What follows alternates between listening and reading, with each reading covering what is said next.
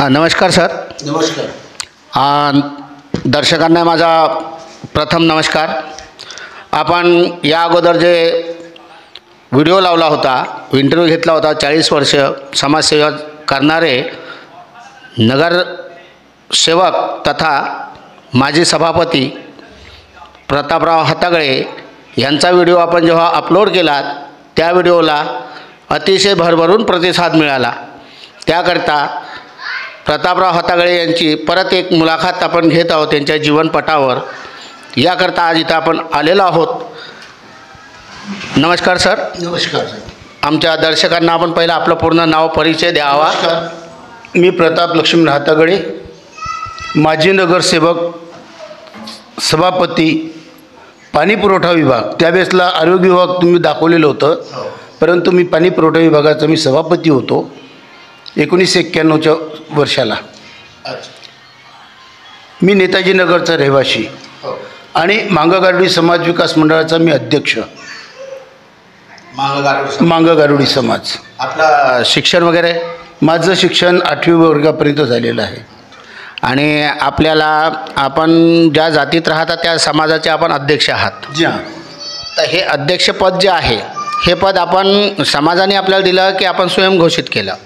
नाही, मला महाराष्ट्राचे मांगगारुडी समाज विकास मंडळाचे अध्यक्ष माननीय श्री सुदामरावजी कांबळे साहेब यांनी यवतमाळमध्ये येऊन यवतमाळमध्ये मीटिंग लावून त्यांनी 1982ला मला 1983ला मला यवतमाळ येथील मांगगारुडी समाजाचं अध्यक्ष म्हणून त्यांनी घोषित केलं. मला संमतीपत्र आणि अधिकारपत्र हे नियुक्तीपत्र वगैरे मला देऊन तसं मला त्यांनी या मंडळावर मला शाखा अध्यक्ष म्हणून त्यांनी नेमणूक केली. ही जी समजा शाखा होती, या शाखेचं नाव काय होतं? अखिल भारतीय मांगगारुडी समाज विकास मंडळ 131 जानेवारी पुणे 16. आणि ते मंडळ आजही अस्तित्वात आहे? आजही अस्तित्वात आहे. मग आपण आता जसं पाहतोय की आता या युगामध्ये अनेक NGO ओपन झाल्या, तर प्रत्येकजण म्हणतं की बा मी अध्यक्ष. बरोबर आहे. तर यावर काय आपली प्रतिक्रिया काय? नाही, आता कसं प्रथमतः हा मांगगारुडी समाजाचं एक मंडळ 11-12 लोकांनी मिळून महाराष्ट्रातल्या यांनी हे मंडळ 1979-80च्या काळामध्ये त्यांनी पुण्यामध्ये स्थापन केलं.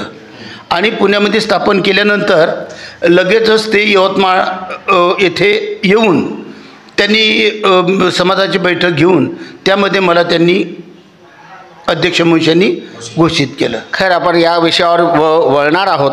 सुरुवातीला मला हे सांगा, जसा आता हा जो व्हिडिओ आपण पहिला तुमचा इंटरव्ह्यू लावला, तर हा तुमचा पहिला इंटरव्ह्यू होता? पहिला. तुम्हाला कसं वाटलं? मला फार चांगला वाटला. आणि यावर तुमच्या समाजाची किंवा तुमच्या घरातल्या सदस्यांची काय प्रतिक्रिया? माझ्या समाजाची प्रतिक्रिया चांगल्या प्रकारची आहे आणि माझ्या घरातूनही चांगल्या प्रकारची प्रतिक्रिया आहे. आणि आजूबाजूच्या लोकांनी जे माझा व्हिडिओ पाहिलेला आहे त्यांच्याकडूनही चांगल्या प्रकारचा मला प्रतिसाद मिळत आहे. म्हणजे त्यांचं असं म्हणणं आहे की तुमच्या कार्याला कुठंतरी पावती मिळत आहे? पावती भेटत आहे. म्हणजे आजपर्यंत तुम्ही जी 40 वर्ष घातली त्या कामाचा मोबदला म्हणून तुम्हाला हे काम आता योग्य आणि सविस्तररित्या पार पाडत आहेत.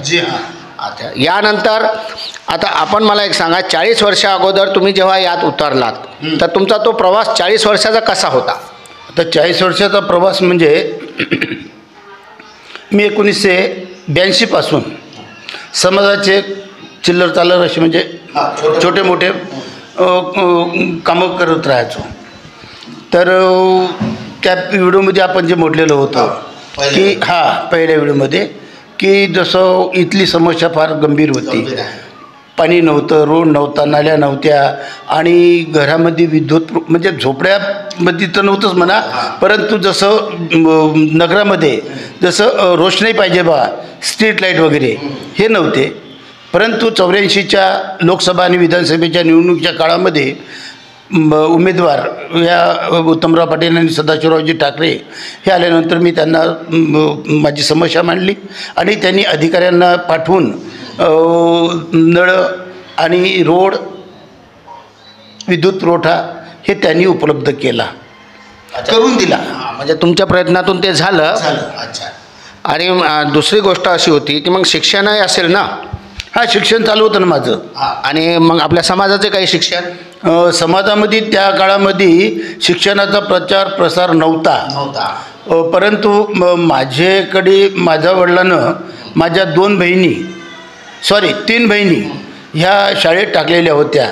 त्या 7वा 6वा वर्गापर्यंत शिकल्या. आणि मी आणि माझा मोठा भाऊ, आम्ही हे दोघं भाऊ हे आम्ही शिकायला होतो.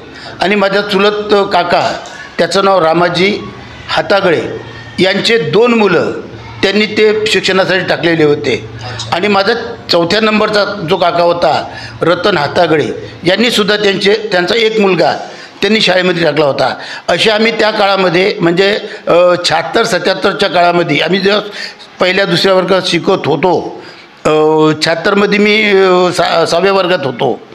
तर त्यावेळेसला शिकत असताना आमच्या मांगोळी समाजाचे यवतमाळमधून फक्त 8 ते 10 जण आम्ही शिकायला जात होतो. हा, विद्यार्थी मिशन जात होतो आम्ही. आणि त्यावेळेची जी स्थिती होती समजा, आता ती फारशी अशी चांगली नव्हती, खूप गरीब होती. आणि शाळेत टाकणं म्हणजे एक प्रकारचा खूप मेहनत लागायची असं त्यांना वाटे. बरोबर. किंवा आपण आपल्या मुलांना शिकवू तर आपल्याकडे तितका पैसा नाही, अडका नाही, आपण मुलांना कसं पुढे टाकू शकतो, म्हणून ते बहुतेक टाकत नसते. बरोबर. परंतु काय झालं माहिती आहे काय, आता मी शिकत असताना मला अनेक प्रकारच्या समस्याला तोंड द्यावं लागलं. जसं मी माझं शिक्षण प्रायमरीमधून हायस्कूलला गेलं, म्युन्सिपल हायस्कूलला. तर मी 5व्या वर्गात तिथं ॲडमिशन झाली माझी. तर जसं ते छुआछात वगैरेचा जो प्रकार असते ना, तो गेलेला नव्हता भारतातून, म्हणजे महाराष्ट्रातून गेला नव्हता. तर जसं आता मित्र म्हणल्यानंतर त्याची जर फरमाईश जर झाली, भाऊ चाल आमच्या घरी चाल, तर मग त्याच्या घरच्या लोकांनी आम्हाला घरात घेऊन द्यावं नाही. पाणी प्यायचं असलं तर मग दुरूनच पाणी आम्हाला भेटत होतं. म्हणजे छूत अछूत मानणारे लोक होते त्या काळात. त्यावेळेस चालूच होतं. परंतु नंतरच्या काळामध्ये ते थोडं कमी होत गेलं. हां, मग एकमेकाला भेटणं, हे करणं ते करणं, म्हणजे एकमेकांच्या घरी येणं, एकमेकांच्या घरी जेवण करणं, बसणं उठणं, हे सगळं सुरू झालं होतं. आणि तेव्हापासून तुमचं मग समाजाचं कार्य सुरू झालं का? हां, त्यावेळेसपासून. म्हणजे कदाचित तुमच्या ते डोक्यात आलं असेल की बा आजही छूतछात आहे आणि आपण तर या जातीचे आहोत, तर मग आपल्याला तर भविष्यामध्ये कुठं उभे ठेवतील नाही हे लोक, तर आपल्याला आत्ता सुरुवात केली पाहिजे. हा, बरोबर आहे. आणि या कारणास्तव तुम्ही पुढे निघाला. मग तुम्ही जेव्हा पुढे निघालात, जसं आता तुम्ही आपल्या कांबळे साहेबांचं नाव घेतलं की कांबळे साहेबांनी तुम्हाला अध्यक्षपद दिलं, तर असं प्रत्येक जिल्ह्यात दिलं असेल जिथं जिथं प्रत्येक जिल्ह्यात, यवतमाळ, वर्धा, नागपूरमध्ये जसे आमच्या समाजाची 7-8 टोळ्यात. हां. तर मग आता या सगळ्या ती एक संघटनाच होती त्यावेळेस. हाजी. तर मग तुमच्या त्या संघटनेत त्या काळामध्ये तुमचे सहकारी कोण कोण होते? माझे सहकारी यवतमाळमधले की महाराष्ट्र?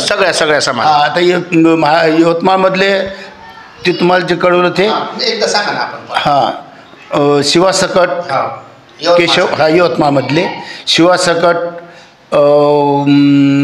केशव हातागळे, गुलाब हातागळे, सुदाम हातागळे, नाना रामाजी हातागळे, आणि रंगराव हिरामन उफाडे, राजाराम इरभाऊ उफाडे, आणि महादू इरभाऊ उफाडे, आणि बंशी सकट, महादू हातागळे, गैबू हातागळे, आणि आत्माराम सकट, हिरामन नाडे, शंकर नाडे. आता हे लोक समजा यवतमाळचे होते. पण जसं तुम्ही अध्यक्ष झालात, मग जसं तुम्ही यवतमाळचे अध्यक्ष झालात तसं नागपूरचा कोणी अध्यक्ष असेल?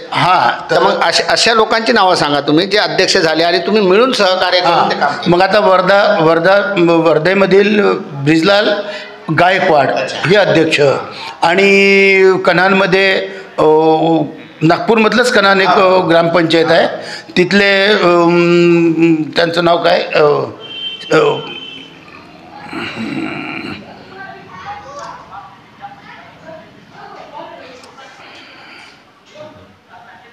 एक सेकंड, ज्यांचं आठवत असेल त्यांचं सांगा. गॅरेज सी सेंडे हे हे झालेत आणि रायटीमधून बोदलची नाडे हे यांना नियुक्ती केलेली होती. अच्छा, मग हे जे तुम्ही सगळे सहकारी झालात जे त्यावेळेस तुमचा ताळमेळ कसा होता? काम करायची पद्धत काय?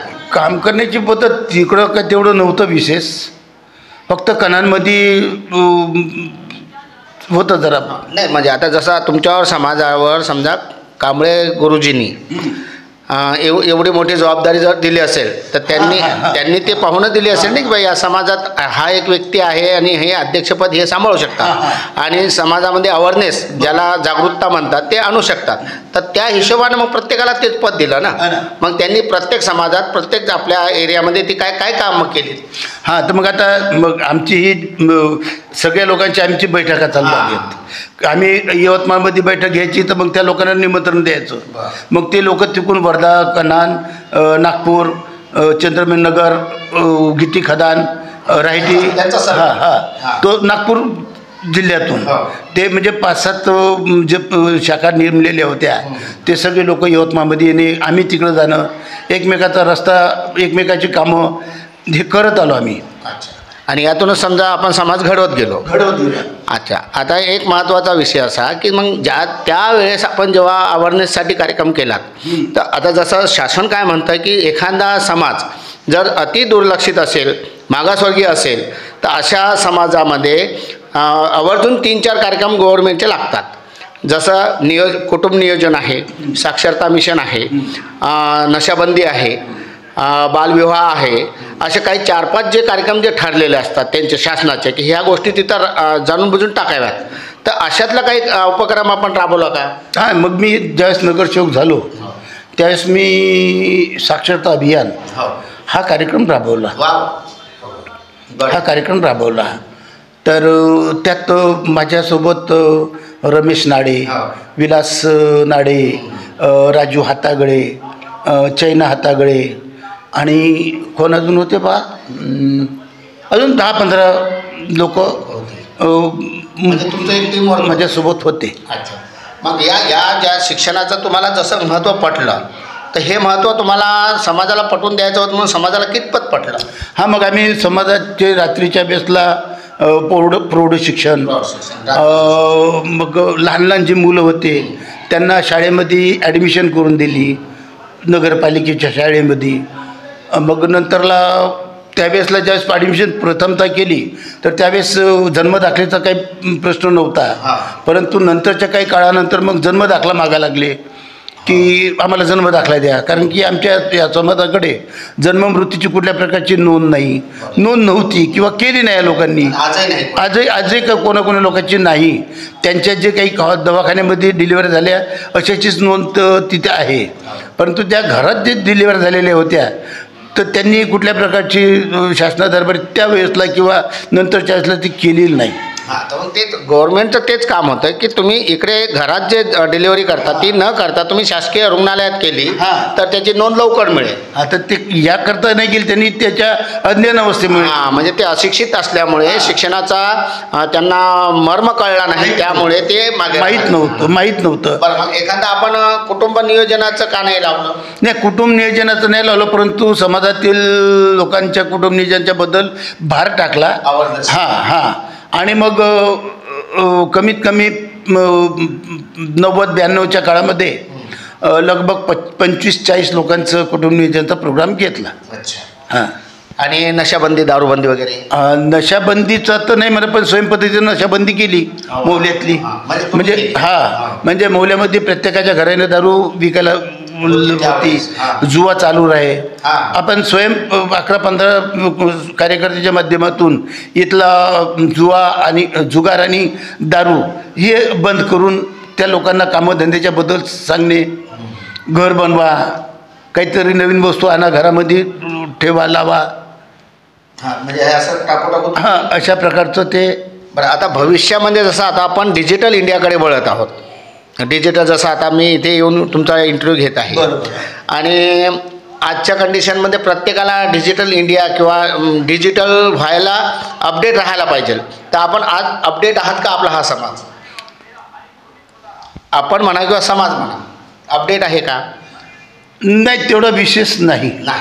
तर याच्यासाठी आता आपल्याला समजा यांना अपडेट करायचं असेल, आता तुमच्याकडेच ते काम आहे, तुम्ही समाजाचे अध्यक्ष आहात, तर त्या हिशोबाने सांगते की जसं आता यांना अपडेट करायचं असेल तर आपल्याला काय उपाययोजना करावं लागेल?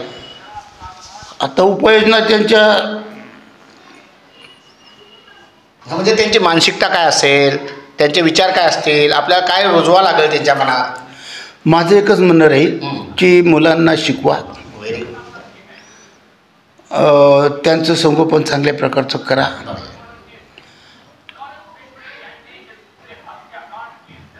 म्हणजे आपल्यालाही करा आणि इतरांच्याही मुलांना शिकवण्यासाठी आपण प्रयत्न करावं ही म्हणजे विनंती राहील. म्हणजे आपला आता शिक्षणावर जास्त भार द्यायचा आहे आणि शिक्षण असेल तेव्हाच आपल्याला या सगळ्या या युगात आपल्याला जगता येईल, अन्यथा आपलं काही खरं नाही. काही खरं नाही. आपल्या इथलीच नाही तर आपल्या आता तुम्ही पूर्ण गावं, पूर्ण जिल्हे, पूर्ण महाराष्ट्र, पूर्ण देशभर फिरता समाजासाठी, तर साधारणतः आपल्या समाजाची लोकसंख्या किती असेल?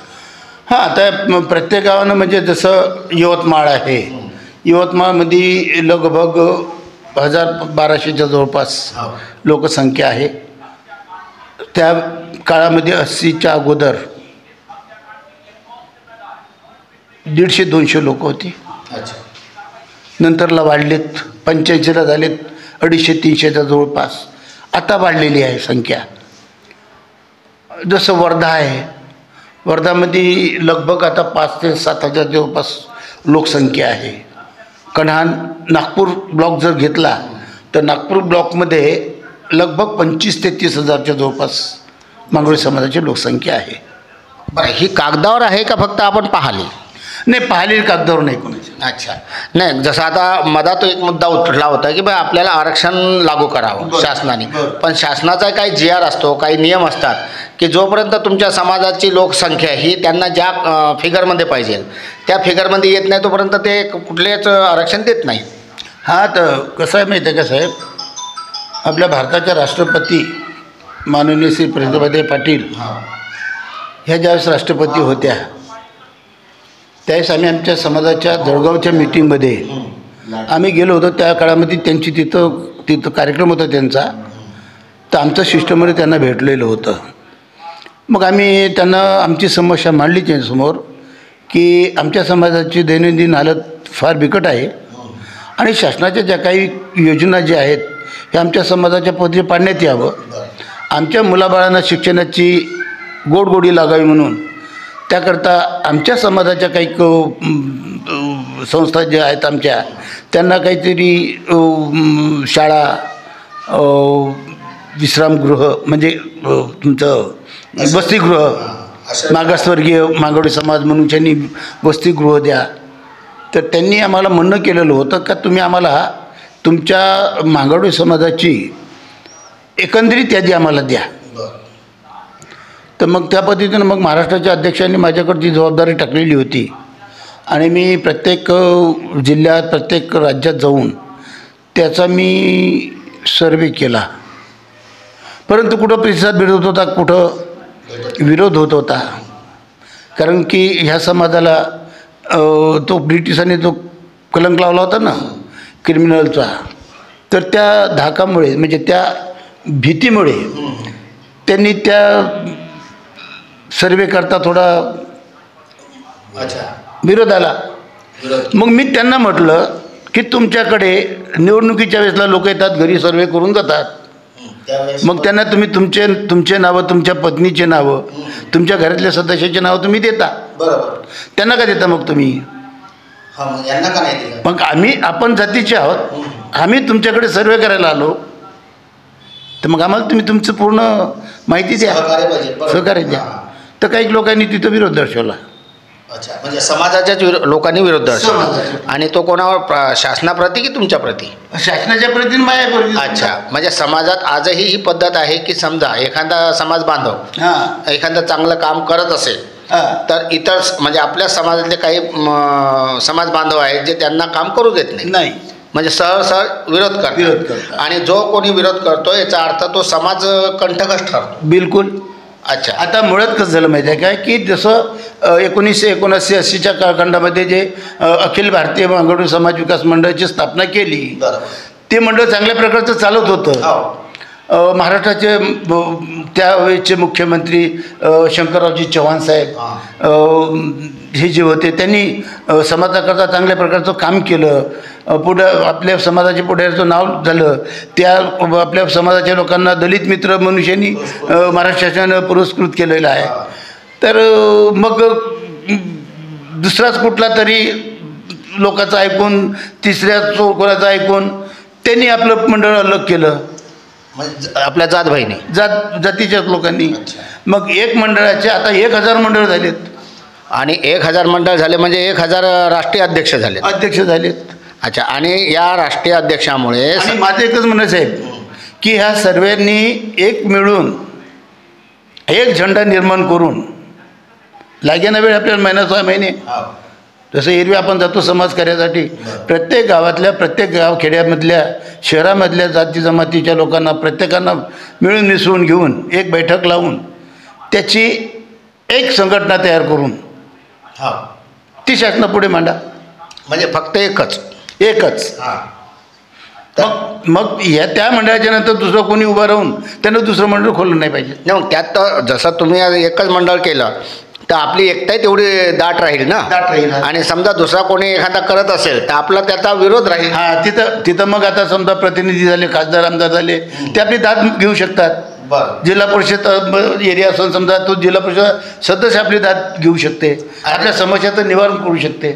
आणि मला असं म्हणायचं आहे की आता सध्या आपला समाज तसा नाही राहिला म्हणजे जसा अगोदर होता. पूर्वीचाच होता चांगला, आता नाही राहिला बरोबर. असं का? विशेष पूर्वीचे लोक फार चांगले होते. हो. कसे काय होते? अनाडी. अच्छा. अज्ञानी होते पण सहयोग चांगले देत. अच्छा. सहकार्य मस्त करीत. आज पैसा आहे, थोडं टी व्हीमुळे, रेडिओमुळे, मोबाईलमुळे थोडं नॉलेज वाढलेलं आहे. त्या पद्धतीनं आता थोडे सरकलेत बाजूला. नाही आता आपण त्यांना असं नाही म्हणू शकत. काय होऊ शकतं की तुम्हाला त्या लोकांना आपला जुना समाज आवडत नसेल, अडाणी समाज आवडत नसेल. होतं मग तसं कळवून त्यांनी. आता मग ते करत असतील तर जुन्या लोकांना आपलं ते कळत नसेल. होतं पण त्यांनी कळवावं ना. हो ना. आम्ही त्याच्यासमोर प्रस्तावना मांडली ना. ते आणि हे नवीन, जुनं आणि नवीन धरून आपण पुढे जाऊ. हे पटलं. कसं आहे, जसं आता एक प्रताप हातागळे साहेब समजा यवतमाळात असं काम करत असेल, मात्र त्यांचं शिक्षण 8व्या वर्गाचं आहे पण अनुभव दांडगा आहे. बरोबर. आणि एखादा विलास नाडेसारखा म्हणा किंवा नरेश उफाडेसारखा म्हणा, एखादा चांगला या काळातला शिकलेला पोरगा असेल आणि त्याला आमचं म्हणत तेच आहे ना की असे शिकले सवरलेले पोरं मनामध्ये विरोध न ठेवता प्रत्येकासोबत शोकविषयी प्रत्येकासोबत प्रत्येकाचे वैर आहेत, परंतु आपला वैयक्तिक वैर बाजूला ठेवून ते कार्य करायला पाहिजे. समाजाच्या कामासाठी एक मुठीने, एक आवाजाने, एक जीवानी त्यासाठी उभं राहिलं पाहिजे. तर मग या असा जसा आता हा जो व्हिडिओ आहे तुमचा, हा ऑल इंडियामध्ये सगळीच समाजाचे लोक पाहतील. बरोबर. तर तुमच्याकडून लोकांना जी अपेक्षा आहे की तुमचे विचार ते लोक घेणार आहेत, तर तुमचे विचार असे असावेत की ज्यातून त्यांना प्रेरणा मिळेल. हो की नाही. आता विषय काय झाला की जसं आता आपण अपडेट नाहीत, आपण अपडेट व्हायला आता आपला तो काळ नाही राहिला की जसं आता या काळात आपण कॅम्प्युटर नाही शिकू शकणार. आता आपल्याला मोबाईल साधा चालवता येत नाही. ठीक आहे. पण लहान पोरगा जो असेल तो पटकन कारण तो अपडेट आहे, आपण अनअपडेट. आणि आपल्याला अपडेट व्हायचं असेल तर आपल्याला त्या लहान मुलाकडून शिकता आलं पाहिजे. म्हणजे आपण त्यावेळेस ते लहान बाळ झालं पाहिजे. आता इथं आपला जो इगो येतो आड समाजाचा की अरे मी ते इतका मोठा, तो हाफचड्डीचा पोरगा मला येऊन शिकवते आणि मग मी का त्याच्या ह्या गोष्टीला आपण कुठंतरी दुजारा द्यायला नाही. आमच्या मनामध्ये तसं कुठल्या प्रकारचंच नाही. आलं का लक्षात. त्यांनी स्वयं पद्धतीनं कुठल्याही प्रकारचं आता तुम्ही जे म्हटलं आहे तो जो पुढचा जो व्यक्ती आहे तो करणारा आणि नवीन बॉडी अगर उभी होत असेल तर तो जो व्यक्ती जो आहे तो करत आहे, केले त्यानं, तो जर समजा समजून सांगत आहे, या भाषेत समजून सांगत आहे तर त्यांनी समजून घेतलं पाहिजे की यांना अनुभव आहे, आपण याच्या गोष्टी ऐकून घ्या. बरोबर. त्यांना विरोध नका करू. आणि विरोध करायचा असेल तर प्रेमानं करा. जसा मग विरोध केला तर तुमचं काम होऊ शकत नाही ना. तुमचंही नाही बनत, ना माझं बनत, ना समाजाचं बनत. अच्छा. म्हणजे हा तुमचा समजा एक विचार आहे. प्रत्येकाची तीच समस्या आहे. समस्या तीच आहे. प्रत्येक जाती धर्माची तीच समस्या आहे. पण काही जाती अशा आहेत ज्या त्या काळामध्ये अतिशय दुर्लक्षित समाज होता, मात्र आज त्या समाजाचे कलेक्टर, PM, मंत्री, संत्री हे सगळे झालेले आहेत. मात्र हा समाज, या समाजाचं काय नाही. हो, तर ते झालेत ना. पण हे जे अशिक्षित ते समाज जे आहे, हो, यावर मला असं म्हणायचं आहे की तो जो समाज होता तो या गोष्टी घेऊन नाही बसला. या गोष्टी की बा त्यांनी मला मान नाही दिला, माझा अपमान झाला, माझा इगो हर्ट झाला, या गोष्टी घेऊन नाही बसला. त्यांनी ठरवलं की आपल्याला शिकायचं आहे, संघर्ष करायचा आहे, पुढे जायचं आहे आणि आपलं भविष्य आपल्याला करायचं आहे. त्यांनी समाजासाठी वेळ दिला. आता तो समाजासाठी वेळ देत आहे आणि एवढा चांगला वेळ देत आहे समजा की त्यांच्यापासून अनेक लोक घडत आहेत.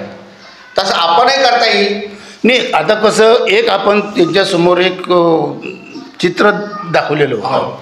कारण की मी यवतमाळ येथील मांगोळी समाजाचा एक गरीब घराण्यातला एक पोलगा. मी 82ला अध्यक्ष झालो.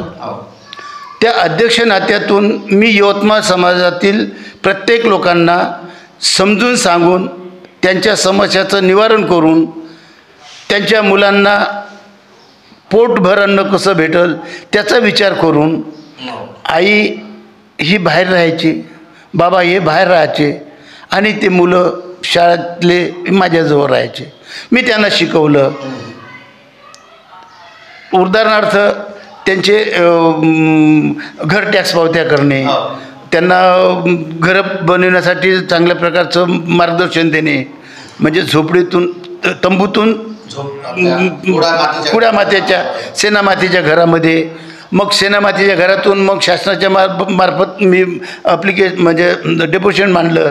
डेप्युटेशन मंजूर करून त्यांना घरकुलं निर्माण करून दिले आहेत, स्ट्रीट लाईट लावलेत, विद्युत पुरवठ्याचे मीटर त्यांच्या घरात दिले आहेत, घरगुती नळंसुद्धा उपलब्ध करून घेतले वॉटर सप्लायकडनं, ते दिले आहेत.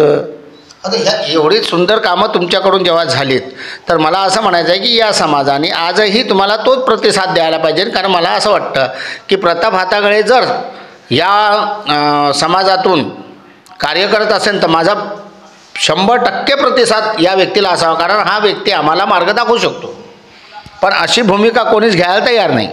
नाही, आहेत बा बाहेरगाव दुसरीकडले करतात, परंतु मुळात मग तेच ना, घर का भेदी लंका ढाय, त्या तो प्रॉब्लेम आहे. खास बाहेरचे लोक चांगल्या प्रकारचे करतात ना. मग आता कसं होत आहे, घर का भेदी लंका ढाय म्हणजे जे घरात लोक असतात तेच आपला कुठंतरी काटा काढण्याच्या मागे आहे. मग त्यांना कुठंतरी असं वाटतं की बा हा व्यक्ती पुढे नाही गेला. आणि काय झालं महत्त्वाचं की आता काय सांगू मी, हे सांगा ना बिंदास बोला, तुमच्या मनातलं जे आहे. गेलं सगळं ते. आता माझं एकच आता शेवटचा प्रयत्न आहे की हा एकदा परत यवतमाळ येथील मांगोळी समाज परत एकदा एका चादरीवर बसवायचा आहे. छत्राखाली चादरीवर बसवायचा आहे, सतरंजीवर.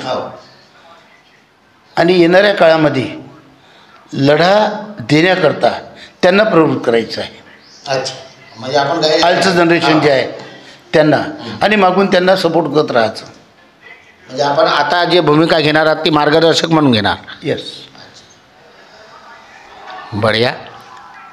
आणि समाज जागृती मंचाचं काम हे आहे की जो समाज तळागाळात आहे पण आपल्यासारखा अतिशय चांगले विचार ठेवून काम करणारे लोक आहेत, पण ते आजपर्यंत समाजासमोरही आले नाहीत किंवा शासनासमोरही गेली नाहीत किंवा त्यांची दखलच घेण्यात नाही आली, अशा कामाकरता, अशा कार्याकरता हे समाज जागृती मंच चॅनल जे आहे हे आपलं सहकार्य करतं. आणि आम्ही आज तुमच्याकडे याच भूमिकेतून आलो की तुमचा जो व्हिडिओ आम्ही लावला अगोदरचा, तो व्हिडिओ त्याला प्रतिसाद खूप सुंदर येत आहे, छान लोक प्रतिक्रिया देत आहेत आणि त्या लोकांना तुमच्याप्रती उत्सुकता आहे तुम्हाला जाणून घेण्याची की प्रतापराव हातागळेंनी त्या काळातून आजपर्यंत काय काय केलं आणि भरपूर केलं साहेब. तेही जे त्याकरता आम्ही आणि आजही करत आहोत. आता आज लगेच तयारी पाहिजे तुम्ही की मी आता कानपूर चाललो. कानपूरला ते विशेष आता काही समाजाच्या काही तिथल्या समस्या आहेत त्यांचं निवारण करणं आहे. प्रत्येक म्हणजे यवन महाराष्ट्रच नाही तर मी पंजाब, हरियाणा, उत्तर प्रदेश, मध्य प्रदेश, आंध्र प्रदेश, इथल्या कर्नाटका, बेळगाव, देंगलोर, बेळगाव, गुलबर्गा इकडल्या समाजाची मी कामं करत असतो. त्यांची जसं ज्या समस्या असल्या त्यावेळेसला तिथे जाऊन त्यांच्या समस्याचं निवारण मी करत असतो. आणि आपण त्यांच्या संपर्कात आहात, आहो, म्हणजे लोकांना तुमच्यावर विश्वास आहे? पूर्ण आहे विश्वास. परंतु हां, मी ते नंतर बोलून तुमच्यासोबत. अच्छा. परंतु कसं माहिती आहे काय, मी नेताजी नगरचा रहिवासी या नात्याने मी जेवढं समाजाचं काम केलं तेवढंच इतर समाजाच्या लोकांचे कामं केलेत. घरकुलं दिले, त्यांना विद्युत पुरवठा दिला, त्यांना नळ दिले, त्यांना पहिले घुटण्या आता चिखल होता म्हणजे पावसाळ्यात, तर इथं कांडकी रस्ते सिमेंट काँक्रीटचे हे करून शानी स्लॅब टाकून त्याला आपण फ्लोरिंग म्हणतो, ते दारापर्यंत करून दिलेलं आहे. हां, बरं, हे सगळी कामं करत असताना आपण कधी आंदोलन छेडलं? नाही, मी आंदोलन वगैरे छेडलेलं नाही. फक्त माझं एकच झालं की माझ्या यवतमाळ तालुक्यातील जसं यवतमाळ अधिकारी, जसं कलेक्टर झालं, SDO झाले, तहसीलदार झालं किंवा नगर परिषद CO झाले, प्रत्येक माझ्या अर्जाचं ते दखल घेऊन माझ्या समस्याचं निवारण ते. म्हणजे तुम्हाला कधी आंदोलन किंवा संप करण्याचा वेळच आला नाही? आत्तापर्यंत कुठल्या प्रकारची मला अधिकाऱ्याकडून कुठल्या प्रकारची अडचण नाही किंवा कुठल्या प्रकारचं काही असं म्हणणं नाही त्यांचं. पण आता मला एक म्हणायचं आहे, जसं आपण इथल्या समाजापुरतं तुम्ही काम केलं, ऑल इंडिया समाजाचं जेव्हा तुमच्याकडे समजा कदाचित नेतृत्व आलं, तर त्यावेळेस तुम्हाला या समाजाला वर आणण्यासाठी आंदोलन करता यावं, तर मग त्यावेळेस तुमची काय भूमिका असेल? हां, मग आता जर समजा कदाचित अगर समजा इतर, आता माझा जो प्रश्न होता माझ्या गावचा, कारण की अधिकाऱ्यावर अवलंबून माझ्यावर अवलंबून आहे, म्हणजे मी कसं त्या अधिकाऱ्याला मी पटवून द्यायचं आणि त्या अधिकाऱ्याने कसं ऐकून त्याचं पुढे काम कसं करायचं ते बरोबर करत. परंतु आता बाहेरचं जे प्रश्न आहे समजा, तर अगर तिथलं प्रशासन ते काम करत नसन तर त्याकरता आंदोलन करणंच आवश्यक आहे. अच्छा, म्हणजे त्यावेळेस तुम्ही भूमिका घेऊ शकता. अच्छा, परंतु तिकडे मी ॲप्लिकेशन जर लावले तर तिकडे चुटपुट कामं करून देतात अधिकारी लोक. हा, म्हणजे त्या तुमच्या अर्जाचा पहिले विचार हां, म्हणजे आंदोलन करण्याची भूमिका तुमच्यापर्यंत येतच नाही. काय करू मी आता, जर जर नसतं झालं तर म्हणजे बळजबरी आंदोलन करू नये का? मी चक्क जाम करून टाकले असते ना साहेब. म्हणजे तुमच्यात ती भूमिका आहे की समजा. हां, नाही, आज कसं आहे का सर माहिती आहे का, जसं तुमच्या समाजाची समस्या त्या अधिकाऱ्याला माहीत नाही काही, तुम्ही अर्जाच्या माध्यमातून त्याच्यासमोर तुम्ही मांडता, परंतु त्या अधिकाऱ्याला माहीत नाही काहीच, तुमचा अर्ज तो वाचत आहे, परंतु ते त्याने वाचल्यानंतर तुमचं काम आहे त्या अधिकाऱ्याला तुमची समाजाची समस्या बारकाईने त्यांना पटवून सांगणे. प्रथम त्या अधिकाऱ्यामध्ये साहेब हे तर वाचाच, पण माझी 2 शब्दाचं मनोगत माझं ऐकून घ्या. बरोबर, तुम्हाला पटलं तर मग माझ्या समाजाची समस्या हल करा. माझ्या जातीच्या दाखल्यासाठी मला कुठल्या प्रकारची अडचण नाही झाली नाही किंवा होणारे नाही माझ्या यवतमाळसाठी. तुमचं काम लवकर होणार. नाही, पण आता जसं इतर समाज आहे, आपण पाहतो की प्रत्येक गोष्टीसाठी कुठं ना कुठं आंदोलने, मोर्चे, संप, कुठलं म्हणजे त्यांच्याकडे कारणं आहेत ना भरपूर. आणि त्यांच्याकडे जी कारणं आहेत त्यांचं कारण पाहिल्यानंतर मला असं वाटतं की या जातीकडे तर अनेक कारणं आहेत, अनेक समस्या आहेत. मग हा समाज का आंदोलन करत? आम्ही कसं माहिती आहे काय, 2-3 वेळेसला ते असेंब्लीवर मोर्चे काढले. काही वेळेसला जर अडचण जर जास्त असेल तर मग तो मोर्चा काढायचा असेंब्लीला. मग त्यावर मग सचिवालयामध्ये बैठक लावतात. आता मी ते कागद आहे तिथं, नाही मी तुम्हाला वाचून सांगितलं तर माझं तिथं आहे. तर 2022-23मध्ये मुख्यमंत्री साहेब यांचे सचिव यांच्यासोबत आमची मुंबईला बैठक झाली, त्यांच्याच कक्षामध्ये. त्यांचे सचिवांना त्यांनी कळवून शनी मग प्रशासकीय अधिकाऱ्यांची बैठक घेऊन की बा ह्या समस्या आता ह्या समस्याचं निवारण तुम्ही करा. मग त्यांनी सचिवांनी मग कमिशनर, जिल्हाधिकारी यांना पत्र पाठवलं का बा ह्या लोकांच्या ज्या काही समस्या असतील याचं निवारण करा. आणि ते झालं. पातळीवर थोडं बहुत कुठं जे आहे समजा तिथं होत गेलं.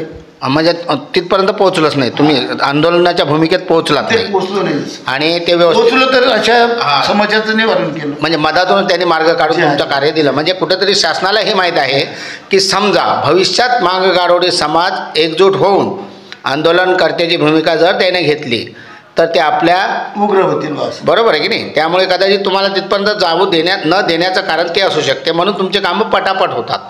ठीक. बरं साहेब, मी एक म्हणतोय आता आमचा मांगरोळी जमात, आमची जात, पूर्वीच्या काळाला आमच्याकडे जात पंचायत आहेत. समाजाच्या ज्या बी काही अडचणी असल्या तर त्या जात पंचायतीमध्ये बसून त्याचं निवारण होईल. कधी कोणाची समस्याचं चांगलं निवारण होईल, कोणाकडं तरी पण ते मिळून घेत. आणि ही गुन्हेगारी समाज, आता काही लोक म्हणतात का तुम्ही चोर आहात, तुमची समाज चोर आहे. पण माझं शासनाला आणि पोलीस प्रशासनाला म्हणणं आहे आणि इतर कोणालाही म्हणणं आहे की येतेकर हा यानं चोरी केली ह्या समाजानं, त्याला अटक केलेलं आहे. परंतु मी म्हणतो आज तगतपर्यंत आमच्या मांगरोळी समाजाच्या कुठल्याही स्त्री पुरुषावर 1 दिवसाची नाही, 1 घंटेची नाही किंवा 1 मिनिटाची सजासुद्धा लागलेली नाही. मग आम्ही गुन्हेगार कसे काय? हा चांगला एक प्रश्न आहे तुमचा. आमच्या समाजामध्ये प्रॉपर्टीहून कुठल्या प्रकारचा वाद नाही आहे. मुलीबाळीच्या लग्नाच्या प्रश्नावरून आम्हाला कुठल्या प्रकारचा त्रास नाही आहे. ना आमच्याकडे काही हुंडा देणं आहे, ना हुंडा घेणं आहे, ना कोण्या प्रॉपर्टीसाठी पोरगा बापावर चालून येईल या पोरगा बापावर चालून जाईल, असं कुठल्या प्रकारचा आमच्या समाजामध्ये या पद्धतीचा वाद नाही. किंवा एखाद्या बाईला जर समजा नवऱ्यानं छळलं किंवा रागाच्या भरात तिला हाकलून लावलं तर बहुत से बहुत 1-2 दिवस मायबापाच्या इथं राहील, परत तो नवरा तिला जाऊन शनी आपल्या घरी घेऊन येतो. त्याची कोर्टापर्यंत आजपर्यंत केस गेलेली नाही. तो कधी धाव घेतच नाही. धाव घेते ना, कारण इकडल्या इकडं घरातल्या घरातच होते ना. म्हणजे या समाजाला पंचायतीवर जास्त भरोसा आहे असं म्हणायचं आहे. जसं इतर समाजामध्ये जसं आपण पाहतो, वाचतो, आपण पेपरला वाचतो, टी व्हीला पाहतो, आपण रेडिओमध्ये ऐकतो आपण. आता हे तुमचं नवीन निघलं, आता हे कोणतं एक चॅनल हे हा, तर हे याच्यामध्ये आपण पाहत आहोत काही इथं बापानं पोराला मारून टाकलं, इथं असं हे प्रकार घडलेला आहे, किंवा ज्यानं त्याचा मर्डर केला, बरोबर आहे. परंतु आमच्या मांगरोळी समाजामध्ये आजपर्यंत एका मांगरोळ्यानं दुसऱ्या मांगरोळ्याचा कधी मर्डर नाही केला. म्हणजे ही भूमिका कधी घेतली नाही करणारही नाही. म्हणजे एक असा आमचा मांगरोळी समाज आहे. आणि तुमच्या हिशोबानं समाज चांगला आहे आमचा समाज. आणि काही समस्या नाहीत. काही समस्या नाही, फक्त एवढी समस्या आहे की समाजाच्या लोकांनी आपल्या समस्या एकमेकाला हाताला धरून शनी याचं निवारण करावं, बस एवढीच माझी इच्छा आहे, विनंती राहील. तर मित्रांनो, हे होते आपले पहिल्या वेळचे इंटरव्ह्यूचे 40 वर्षे समाजसेवा करणारे आमचे प्रतापजी हातागळे, ज्यांनी आपल्या जीवनाचा पूर्ण चित्रपट तुमच्यासमोर ठेवलेला आहे. आणि आजही ते समाजाला एक आवर्जून सांगतात की शिक्षणावर जास्त भर द्या आणि शासनापर्यंत व्यवस्थित पोचा, अशा काही गाईडलाईन केलेल्या आहेत. तर आपण यांचं एकदा पुन्हा अभिनंदन करू. आणि आपल्याला हा कार्यक्रम आवडला असेल तर या चॅनलला सबस्क्राईब करून शेअर मात्र अवश्य करा. जय हिंद. नमस्कार.